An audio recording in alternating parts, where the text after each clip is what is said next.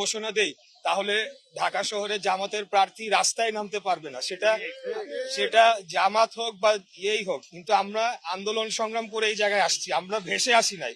আমাদের দীর্ঘ 17 বছরের ত্যাগ রয়েছে, আমাদের বহু ভাইদের রক্ত রয়েছে। তারা কোথায় ছিল? তারা তো হঠাৎ করে বের হয়েছে 5 তারিখের পরে, অগস্টের 24-এর পরে।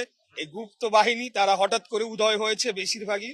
এর আগে আমরা দেখেছি তারা ভোরবেলা 6টার সময়, যখন রাস্তাঘাটে জনগণ থাকতো না, তারা চুপ করে অন্ধকারে বের হইতো, মিছিল করে তারা চলে যেত। এই ছিল তাদের আন্দোলন সংগ্রাম। আমরা রাজপথে বুক ফুলিয়ে রক্ত দিয়েছি, আমরা গুলির মুখে দাঁড়িয়ে আমাদেরকে হত্যা করা হচ্ছে 17 বছর যাবত, গুম খুনের শিকার হয়েছি, আমরা কোন সময় পিছু হটে যাই না। তাই এখন যেটা বলছে, তারাও জানে যে তাদের সব ঢাকা শহরের সবগুলার জামানত বাজেয়াপ্ত হওয়ার সমূহ সম্ভাবনা রয়েছে, এটা তারাও ভালোভাবে জানে। এটা কেবল তাদের নেতা কর্মীদের উৎসাহ জাগানোর জন্য তারা করছে। আর যদি তাদের